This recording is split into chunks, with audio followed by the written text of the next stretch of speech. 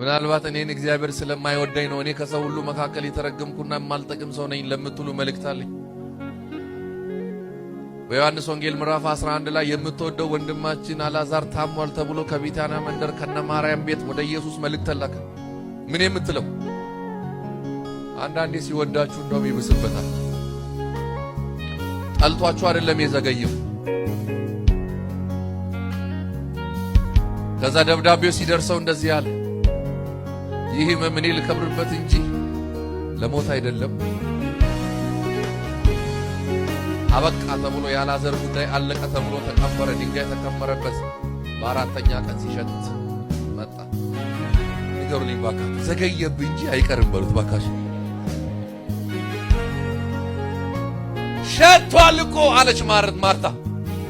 ከዚህ በኋላ ምን ልትመል? ሸቷል። የሸተተው ላንቺ እንጂ አልዓዛር ለኔ። አሁን